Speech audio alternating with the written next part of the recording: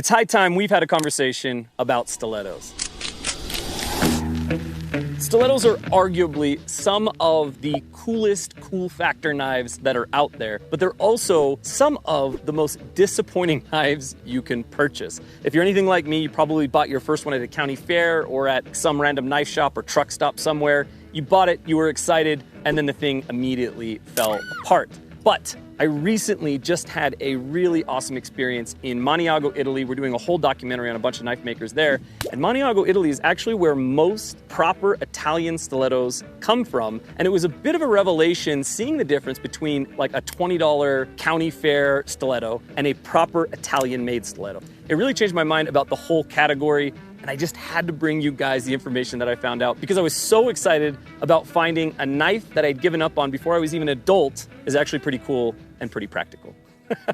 To best understand how we got to where we got with the entire stiletto ecosystem, it's really important to know where we came from. So like I said, we were in Maniago, we were doing some awesome stuff there. We were actually able to go to a proper traditional stiletto factory, and the process that they use are the exact same process that introduced automatic knives, stiletto knives, to the United States in the 1940s after World War II. So we had a bunch of GIs in Italy, and they kept coming across these really interesting automatic knives, something they had never seen before. So they brought them back en masse, and as a result, orders started going through the roof, and everybody in the United States, it seemed like, wanted to have an Italian-made stiletto.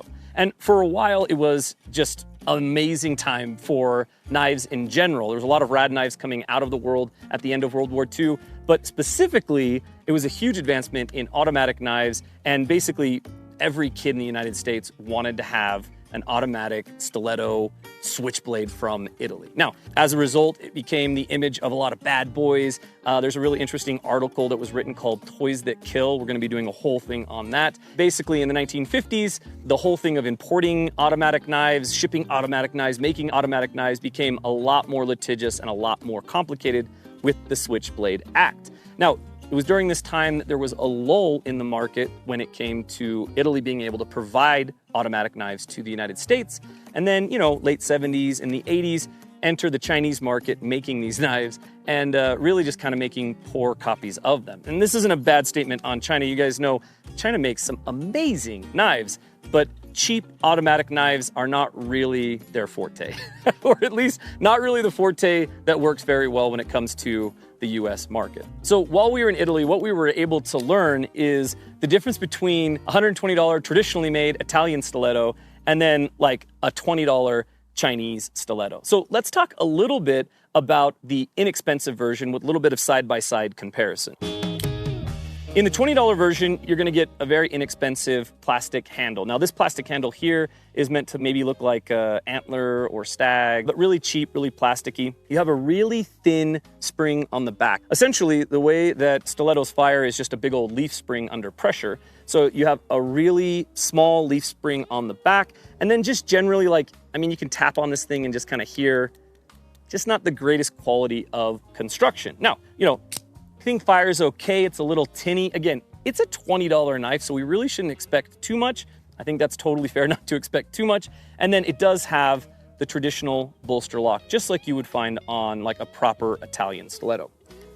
And then if you don't know, the way that you lock these knives in your pocket, because obviously that's a really big prominent firing button, is you just push up this spacer, it goes between the button and the frame, and then it doesn't allow that button to fire.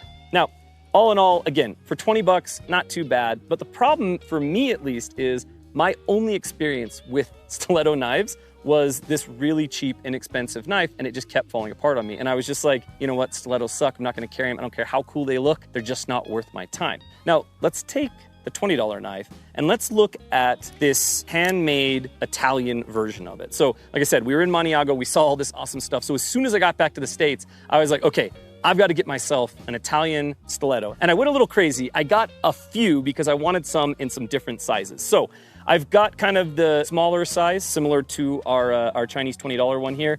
And this thing fires like a rocket. And it's that classic black style, very West Side Story, whatever the movie is that got you into like thinking about stiletto knives. And then I got some big boys because boy, first off, it looks big already. And this is proper stag here. It looks big already, but then when you fire this thing, It's really, really fun.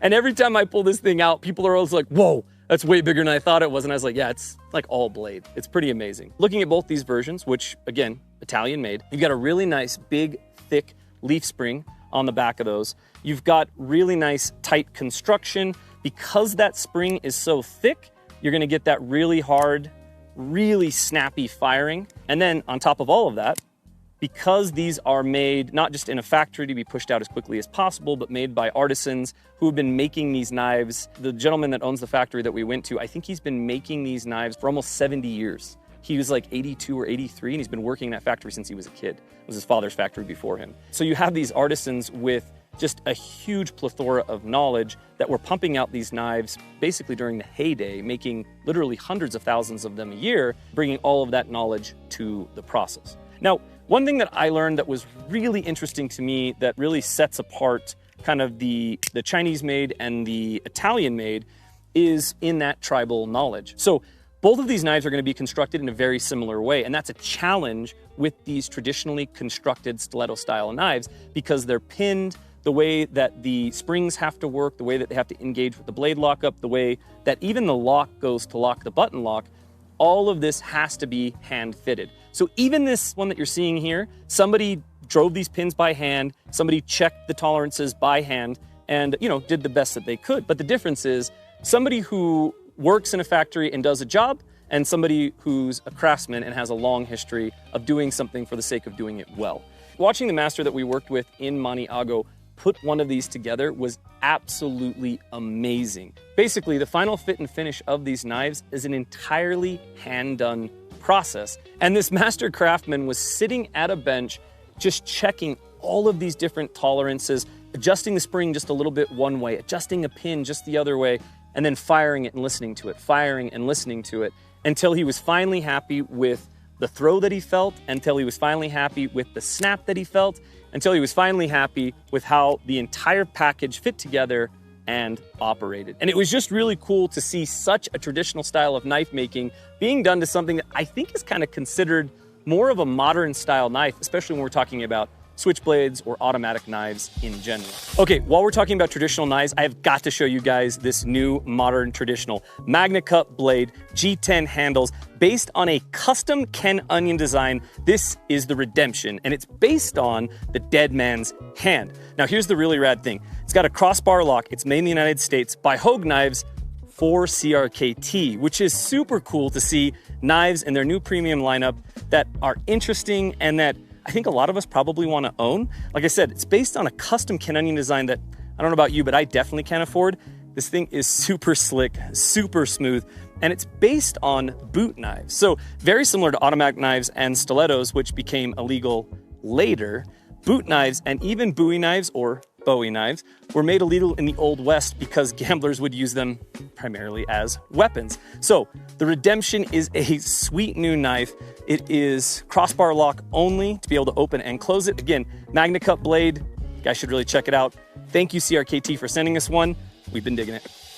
One thing that I never understood with the stiletto is exactly how it got such a cultural hold on all of us, especially back in the day. Now, obviously for us, it's easy in retrospect to say, well, it was used in all of the cool old gang movies, or the toughest guys in modern movies always have a knife that looks like this. I want a poker. So that's really easy, but they didn't have that back then. There was a novelty factor of seeing a knife that nobody had ever seen before, for sure, but there was also something else that I learned about the stiletto in Maniago that I had never thought about before, and that is that the Italian stiletto was the first mass-produced one-handed knife. And if you think about it, every knife in the 40s was either a slip joint, a backlock, or a fixed blade. And of course, I'm talking in general strokes here. I'm sure that there are a couple really awesome customs or a couple really awesome examples of maybe an early style of liner lock or some other sort of one-handed lock. But basically what I'm getting at is every knife that folded was a two-handed knife, regardless of who you were or what you were doing or where you were buying it.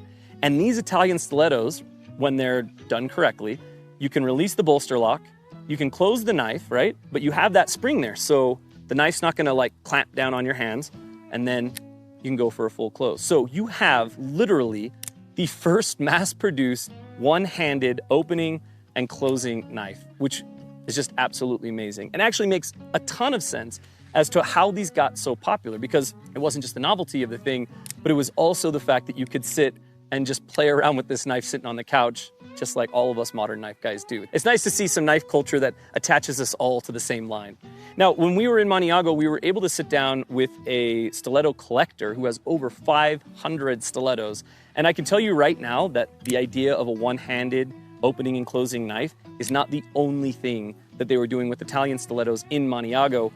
That's something we'll have to dive into later because it's a whole bucket of worms. It becomes pretty obvious why the Italian-made stiletto is much more worth your money, and really, in terms of knife guy money, is not that expensive at $120. Now, I did want to talk about another interesting category that we bumped into just really quick, and that is these modern versions that we're finding. We actually went to go find like a cheap version of the stiletto to be able to have a comparison to show you guys, and it was a bit of a struggle. And the reason is because we're seeing a lot more of these stiletto style knives. And what you get with this is basically this is just a button release automatic knife and then a button release automatic knife. So no bolster release, no leaf spring, and this operates exactly like a Boker Kalashnikov or a ProTech or whatever it may be. Now obviously this is a $20 knife, so it's not a ProTech. And then you still have a low locking mechanism on the top here, so that will keep your automatic knife from firing in your pocket. And this is kind of an interesting idea, but the fact of the matter is it's screwed construction, it's coil spring driven, not leaf spring driven. And the reality of it is for 20 bucks, it's probably a decent little automatic knife, but definitely still misses the marks in a lot of regards when it comes to just that traditional stiletto style that, like I said, I had just given up on.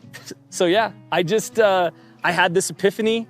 It opened up an entire section of knives that I had completely given up on with that trip to Italy and seeing how these were constructed, understanding the format a little better, and then realizing that for, again, what for a lot of us is not that much knife money, you can get a really cool, traditionally constructed stiletto knife that really kicked off a big portion of knife craze in the United States after World War II. So basically, I just wanted to share this with you guys because I was stoked about it. And I thought that you guys might be stoked as well because I learned a whole bunch. And I hope that you guys have learned something here too.